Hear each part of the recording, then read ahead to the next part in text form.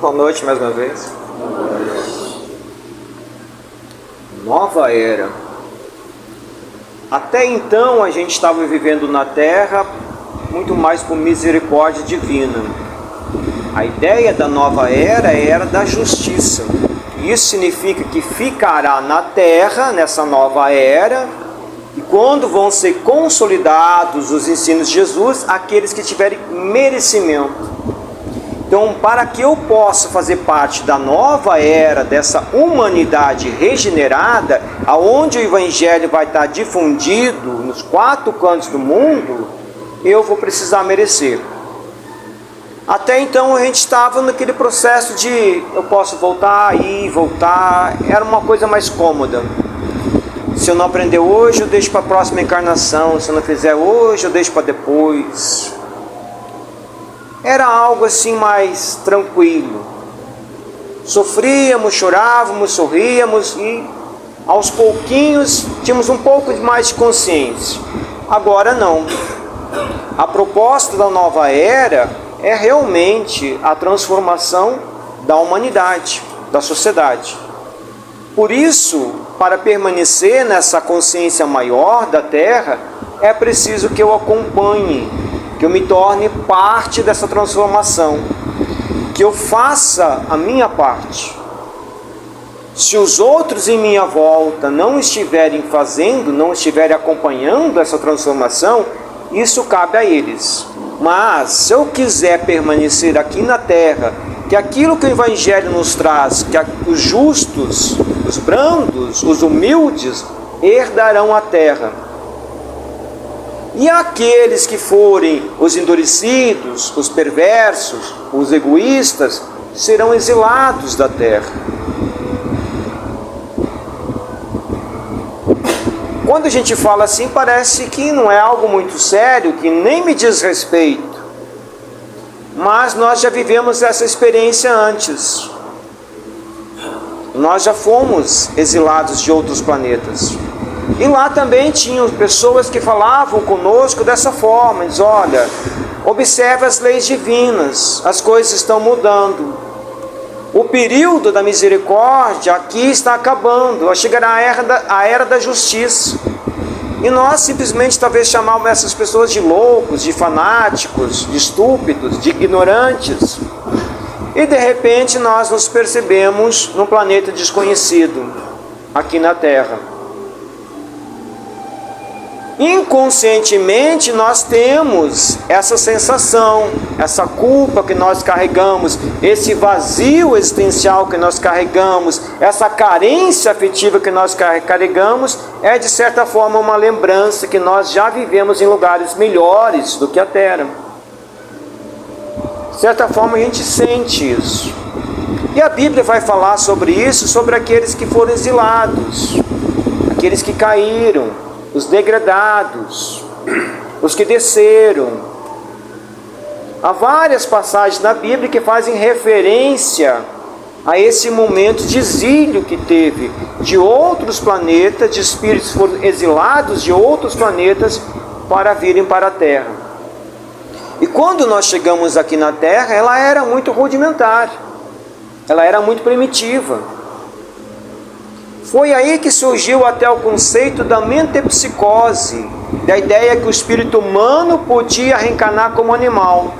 Porque quando aqueles espíritos exilados, principalmente do sistema de Capela, chegaram na Terra, se perceberam nesses corpos rudes, eles acharam que Deus tinha punido eles, fazendo eles renascer como animais. Tal era a diferença do sistema de Capela para o nosso sistema solar. Observamos a nós mesmos e nós vamos identificar em nós questões muito profundas, sentimentos que nada no dia a dia explica, sensações que nada no dia a dia vai explicar. Por que temos sentimentos tão intensos, tão aflorados, sensações às vezes de uma tristeza imensurável, de uma tristeza que parece que nos consome totalmente, de um vazio que às vezes nada preenche, que nós precisamos estar com a mente ocupada o tempo inteiro, porque quando a gente para, sensações começam a eclodir dentro de nós. Isso não é por acaso. Isso não é por acaso. Somos nós, como espíritos, percebendo que alguma coisa diferente está acontecendo. Nós estamos sentindo que algo está acontecendo. Talvez a grande maioria não perceba, não identifique o que está acontecendo. Mas como espíritos nós estamos assimilando. Nós estamos sentindo que nós vamos nos separar de quem nós amamos. Que muitos dos nossos familiares vão, ou nós vamos, e eles vão ficar. Então essa tristeza coletiva que hoje nós sentimos, ela tem várias razões. E uma das razões é que nós estamos pressentindo o que vai acontecer conosco e com a Terra. Prestamos atenção no que nós estamos sentindo. O Evangelho de Jesus não se apagou por uma única razão, porque ele está contido na natureza. Como falei semana passada, até as notas musicais não foram inventadas pelo homem, elas estão contidas na natureza. Então tudo que é real, verdadeiro, está na natureza. Assim como os Espíritos dizem, as leis divinas estão na natureza, em nossa consciência.